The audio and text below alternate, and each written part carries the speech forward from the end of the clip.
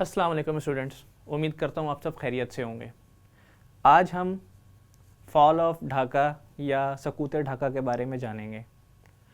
یوں تو پاکستان 14 اگست 1947 کو معروض وجود میں آیا تو اس ٹائم پاکستان دو حصوں پر مشتمل تھا، ایک مشرقی یا ایسٹ پاکستان اور دوسرا مغربی یا ویسٹرن پاکستان۔ ویسٹرن پاکستان یعنی کہ موجودہ پاکستان، جس میں 4 صوبے سندھ، پنجاب، بلوچستان اور صوبہ سرحد شامل تھے، جبکہ مشرقی پاکستان جس میں بیسیکلی صوبہ بنگال شامل تھا۔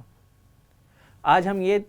سمجھنے اور جاننے کی کوشش کریں گے کہ وہ کون سے عوامل اور فیکٹرز تھے کہ جن کی وجہ سے مشرقی پاکستان مغربی پاکستان سے علیحدہ ہونے پر مجبور ہوا۔ یوں تو اس میں بہت ساری وجوہات تھیں،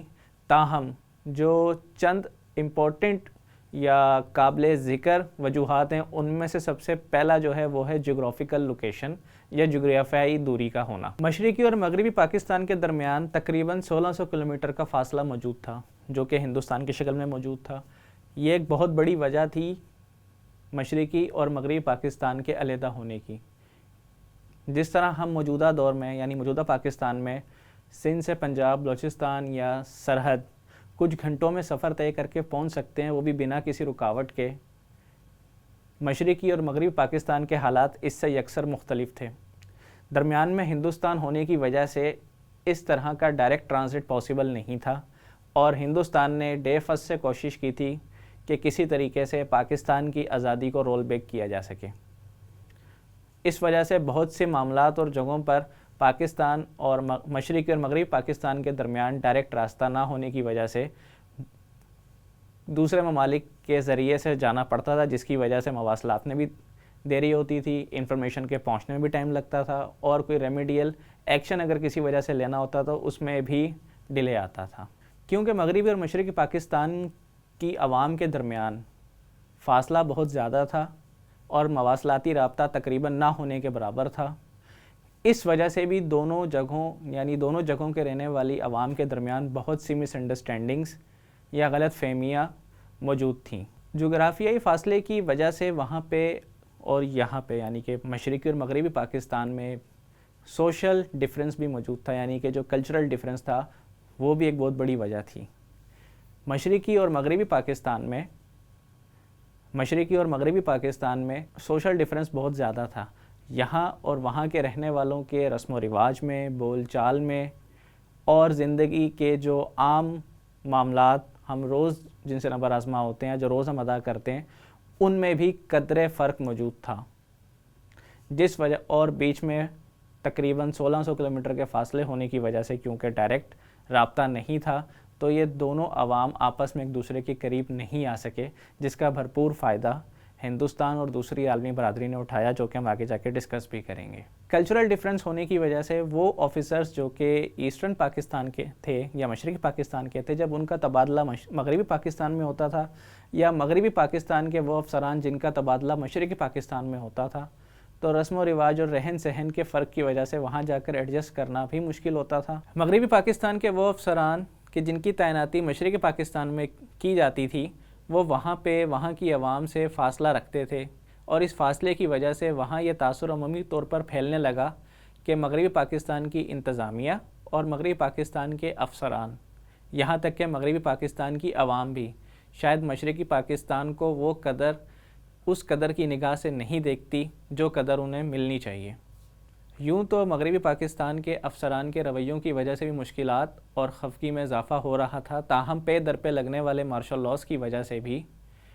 اس جلتی پہ تیل کا کام ہوا، اور یوں مشرقی پاکستان مغربی پاکستان کی انتظامیہ سے دور ہونا شروع ہوا۔ جب قومی زبان کے انتخاب کا مرحلہ درپیش آیا تو اس وقت بھی ایک تصادم کی فضا ہمکنار ہوئی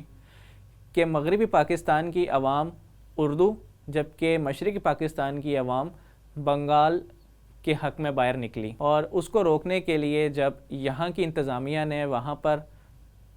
ایکشن کیا تو اس میں کچھ بنگالی اسٹوڈنٹس کی جانیں چلی گئیں، جس کی وجہ سے بھی وہاں پہ حالات اور کشیدہ ہونا شروع ہوئے۔ تاہم ان سارے معاملات کے درمیان میں مشرقی پاکستان پہلے دن سے اس بات پر مصر تھا کہ ہمیں مکمل طور پہ صوبائی خود مختاری دی جائے۔ پاکستان کلی طور پہ سیاسی محاذ آرائی کا شکار تھا، پے در پہ حکومتیں تبدیل ہو رہی تھیں، اس بیچ یہ معاملہ لٹکتا رہا، یہ معاملہ ڈیلے ہوتا رہا، اور آخر کار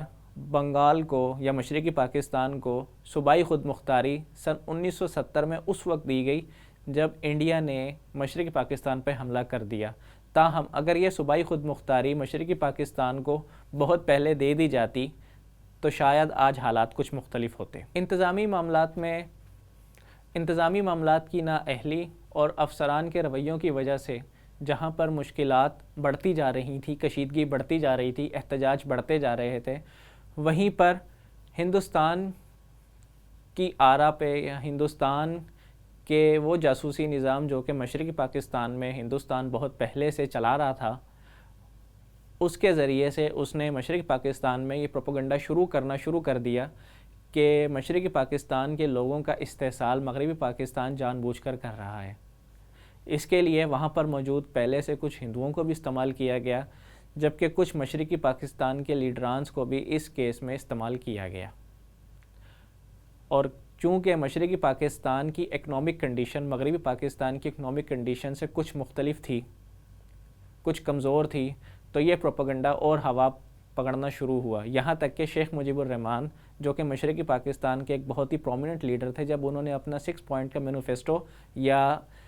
سیاسی منشور عوام کے سامنے رکھا الیکشن سے پہلے، تو اس 6 نکاتی منشور کے اندر اکنامک ڈیپریویشن کا ورڈ بھی استعمال تھا کہ کس طریقے سے ہم اپنا جو اکنامک یا معاشی استحصال ہے اس سے باہر کس طریقے سے نکلیں گے۔ مشرقی پاکستان میں مسلم آبادی کے بعد جو دوسری بڑی آبادی تھی، پاپولیشن تھی، وہ ہندوؤں کی تھی۔ اس وجہ سے بہت سی اسٹرکچرل اور آپریشنل سطحوں پر ہندو بھی وہاں پر کام کر رہے تھے، جس میں سے تدریسی شعبے میں بھی بہت سے ہندو ٹیچرز وہاں پہ تدریسی نظام اور فرائض انجام دے رہے تھے۔ ہندوستان نے ان میں سے بھی کچھ ٹیچرز کو استعمال کرتے ہوئے وہاں پہ پروپیگنڈا پھیلانا شروع کیا، اور وہاں پہ جو طالب علم تھے ان کی ذہن سازی کی گئی کہ مغربی پاکستان ان کو فوقیت یا جو اہمیت دینی چاہیے وہ اہمیت مغربی پاکستان اور مغربی پاکستان کی انتظامیہ مشرقی پاکستان کو نہیں دے رہی ہے۔ تاہم اس پورے معاملے میں جہاں پر مغربی پاکستان کی طرف سے یا مغربی پاکستان کے افسران کے نالاں رویے کی وجہ سے مشکلات ہو رہی تھی، وہیں پہ کچھ عالمی طاقتیں بھی مشرقی اور مغربی پاکستان کے حالات سے بخوبی فائدہ اٹھا رہی تھیں۔ ایک طرف تو پاکستان نے امریکہ کی حمایت کرنے کے لیے اور امریکہ سے اپنے تعلقات استوار کرنے کے لیے اپنی بہت سی ملٹری بیسز کو امریکہ کو دینے پر آمادگی ظاہر کی، اور بہت سی ملٹری سپورٹ بھی امریکہ کو دی، جس کے جواب میں رشیا سے ہمارے تعلقات جو کہ پہلے ابھی استوار ہونے تھے، رشیا پاکستان کے خلاف ہو گیا، اور رشیا نے وہ ہر ممکن کوشش کی کہ جس کے ذریعے سے وہ ہندوستان کے ساتھ مل کر مغربی اور مشرقی پاکستان کو دو لخت کر سکے۔ یہی وجہ ہے کہ جب 1970 اور 71 کے اوائل میں ہندوستان نے مشرقی پاکستان کی سرحد کھولی تو رشیا نے ہندوستان کو ملٹری ایڈ یا فوجی ساز و سامان اوپنلی فراہم کیا کہ وہ پاکستان کے خلاف استعمال کریں۔ ان سب واقعات کے بیچ میں جب 1970 کے انتخابات ہوئے تو اس میں مشرقی پاکستان میں شیخ مجیب الرحمن نے، جبکہ مغربی پاکستان میں ذوالفقار علی بھٹو نے میجورٹی لی، اور یوں سیاسی کشیدگی کو اور ہوا ملی۔ دونوں لیڈران اس بات پر بضد تھے کہ حکومت بنانے کا حق ان کو ہے۔ تاہم یہاں پر یہ بات میں نوٹ کرواتا چلوں کہ مشرقی پاکستان میں کچھ سیٹیں مغربی پاکستان کی نسبت آبادی کے تناسب کی وجہ سے زیادہ تھیں۔ تاہم ان دونوں لیڈران کی حکومت بنانے کی ضد کی وجہ سے بھی سیاسی کشیدگی میں اضافہ ہوا، اور یوں اس ٹائم کی مارشل لا ایڈمنسٹریشن نے وہاں پہ ایک ملٹری ایکشن شروع کیا۔ ملٹری ایکشن شروع کرنے کی وجہ وہاں پہ بگڑتی ہوئی لا اینڈ آرڈر کی صورتحال تھی۔ تاہم اس ملٹری ایکشن نے کام سنبھالنے کے بجائے معاملات کو اور بگاڑا۔ ملٹری ایکشن کے چلتے جو وہاں پر سیاسی جماعتیں تھیں، خاص کر وہ سیاسی جماعتیں کہ جو کسی بھی طور مشرقی پاکستان کو پاکستان سے علیحدہ کرنے کی نیت سے کام کر رہی تھیں یا نادانستہ طور پر اس میں شامل تھیں، ان کے خلاف تو بھرپور کریک ڈاؤن ہوا۔ تاہم اس کریک ڈاؤن کے بیچ میں اور بھی بہت سے سیاسی معاملات کی وجہ سے، سیاسی لیڈران کی گرفتاری کی وجہ سے سیاسی ماحول مزید کشیدہ ہوتا چلا گیا، اور یوں بالآخر وہاں پہ موجود لیڈران نے ہندوستان سے درخواست کی کہ وہ بھی اب ان کی مدد کرے، جس کے جواب میں ہندوستان نے مشرقی پاکستان کا فرنٹ کھول دیا۔ یوں تو کسی بھی جنگ میں کامیابی کے لیے فوج اور عوام کا آپس میں تعلق کا استوار ہونا بہت ضروری ہے، جیسا کہ بھی موجودہ دور میں مغربی پاکستان میں بھی دیکھا گیا ہے کہ ہم نے بہت سے اندرونی دشمنوں کو فوج اور عوام نے آپس میں اکٹھا ہو کر شکست دی ہے۔ تاہم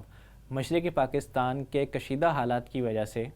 اور پے در پے مارشل لاز اور ملٹری ایکشنز کی وجہ سے وہاں کی عوام فوج سے نالاں تھی۔ یہی وجہ ہے کہ جب 1971 میں ہندوستان نے مشرقی پاکستان کا محاذ کھولا اور مشرقی پاکستان میں جنگ چھیڑی تو وہاں کی عوام نے یا تو ساتھ دینے سے ہی انکار کر دیا یا اندرونی طور پر مشرقی پاکستان میں تعینات فوجیوں کے خلاف کارروائیوں کا اعلی کار بنے، جیسے کہ مکتی باہنی جو کہ مشرقی پاکستان میں ایک سیمی ملٹری آرگنائزیشن تھی، اس نے ہندوستان کی فوج کے ساتھ مل کر مشرقی پاکستان میں اندرونی طور پر فوج کو ناقابل تلافی نقصان پہنچایا، جس کی وجہ سے مشرقی پاکستان میں تعینات فوج جنگ لڑنے کی قابل نہیں رہی یا ان کو جنگ لڑنے میں بہت مشکلات پیش آئیں، جس کی وجہ سے 1971 میں بالآخر نہ چاہتے ہوئے بھی ہتھیار ڈالنے پڑے۔ تاہم یہ امر بھی قابل غور اور قابل فہم ہے کہ جوں ہی بنگلہ دیش نے اپنی آزادی کا اعلان کیا، بہت سے ممالک نے بنگلہ دیش کو اسی وقت قبول کیا، اور پاکستان اور بھارت کی 1971 کی جنگ میں دوسری عالمی طاقتوں نے بھارت کا بہت ساتھ دیا، جس کی وجہ سے بھی بھارت یہ جنگ جیتنے میں کامیاب رہا۔ یوں تو بنگلہ دیش نے سن 1971 میں اپنی آزادی کا اعلان کیا، لیکن اس کے کچھ عرصے کے بعد جب پاکستان میں دوسرا اسلامک سمٹ کانفرنس ہوئی، جس میں تقریباً 40 کے قریب مسلم ممالک کے سربراہان کو بلایا گیا، تو اس میں بنگلہ دیش یعنی کہ سابقہ مشرقی پاکستان کے رہنماؤں کو بھی بلایا گیا اور شیخ مجیب الرحمان کا بہت ہی والہانہ انداز میں استقبال بھی کیا گیا، یہ بتانے کے لیے کہ مسلم امہ ابھی بھی اتحاد میں ہے۔ شیخ مجیب الرحمان کا والہانہ استقبال کیا گیا تاکہ دنیا کو یہ پیغام دیا جا سکے کہ مسلم امہ میں اتحاد اب بھی برقرار ہے۔ امید کرتا ہوں آپ کو مشرقی پاکستان کی علیحدگی کی وجوہات سمجھنے میں آسانی ہوئی ہوگی۔ اگلی ویڈیو میں دوبارہ آپ کے پاس حاضر ہوتے ہیں، تب تک کے لیے اللہ حافظ۔